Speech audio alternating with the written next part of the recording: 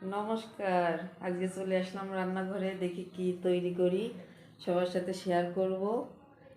শুরু করি রান্না। তৈরি করব ক্ষীরের সন্দেশ। নিয়ে নিলাম 1 লিটার দুধ, কড়াইতে দিয়ে দিয়েছি। দুধটা আগের থেকে একটু জাল করা ছিল, এই যে সর হয়ে গেছে, আবার জাল দিয়ে নিচ্ছি ভালো করে। এই পাশেও নিয়ে নিলাম আর 1 লিটার দুধ, নিয়ে এটাও জাল দিয়ে দিচ্ছি। দুই পাশে দুধ নিলাম। ক্ষীরের সন্দেশ তৈরি করব, তো এক পাশে ছানা তৈরি হবে, এক পাশে ক্ষীর তৈরি হবে। আগে একদিন তৈরি করিলাম, কিন্তু সেটা সবাইকে দেখাতে পারিনি, তাই ভাবলাম আজকে আবার তৈরি করি, সবার সাথে শেয়ার করি। দুধ এটা ফুটে উঠেছে, এইটা দিয়ে ছানা বানাবো। তো ওটা আর বেশি করার দরকার নেই, নামাই রাখেছি। নামাই রেখে 1-2 মিনিট পরে ছানার জল, ওটা 1 লিটার দুধ, তো ওতে দিয়ে দেবো আসছে 1/2 লিটার ছানার জল। ছানার জলটা যাতে একদম ঠান্ডা না থাকে সেরকম দেখে দিতে, মানে স্বাভাবিক থাকলেও হবে। দিয়ে ছানার জল এই যে দিলাম, দিয়ে একভাবে আটাটা গুঁড়ো দিয়ে হবে, এদিক ওদিক গুঁড়োলি হবে না, তাহলে কিন্তু ছানা ভেঙে ভেঙে যাবে। এবার আমার ছানাটা কাটা হয়ে গেছে। এই জল যত সবুজ সবুজ একটা হালকা সবুজ কালার আসবে, তখন বুঝতে হবে ছানা কাটা একেবারে ওকে। এবার কাটিয়ে নিয়েছি, তা রানবো পারবো কী করে কদিনই। ছানা কান দেখেছো কিরম দলা বাইন দিছে।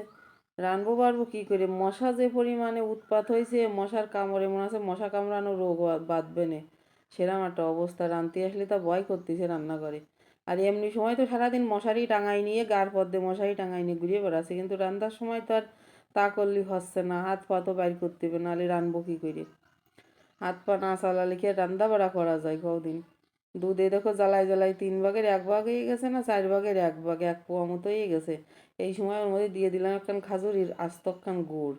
খাজুরির গুড় দিলে যা সুন্দর ঘিরা নয়। ক্ষীরির সন্দেশ মানে তো খেজুরির গুড়, খেজুরির গুড় না দিলে ক্ষীরির সন্দেশ আমার মজা লাগে। ওর মধ্যে দিয়ে দিলাম একটুখানি চালের গুঁড়ো, আটা, ময়দা যা থাকে তাই দিয়ে দিবা।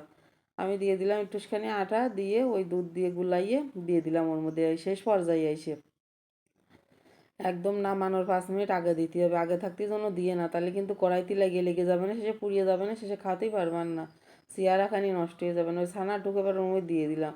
তো ছানা টুক তোমরা আগেতে চটকাই নিয়েও দিতে পারো, আবার কড়াইতে নিয়েও এরকম গুটিয়ে গুটিয়ে চটকাই ফেলতে পারো।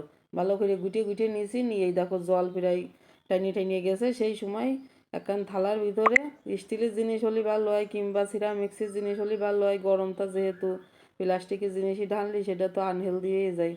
তাই দিয়ে তা একটুখানি কি দিলাম, ঘি ব্রাশ করে নিলাম। নিয়ে এবার 1-1.5 ঘন্টা রেখে দিয়েছি ঠান্ডা হওয়ার জন্যে। থালে ঘি ব্রাশ করে নিয়ে ডাললে থালে লাগে কম, তাই ছাড়া আর কিছু না।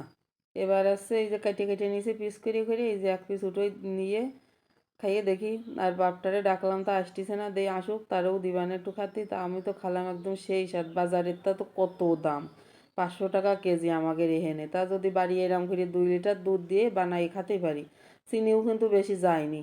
আর এই যে ছানা কাটিছি, ওই জলটা আবার থুয়ে দিবানে, আমি ফিরিয়ে দিন আবার ছানা কাট লাগবে না। ভাইরাল ফোর্স গেছে গাই দিয়ে ঘিরে সন্দেশ খাচ্ছ, একটু এদিক ওদিক তাকাও।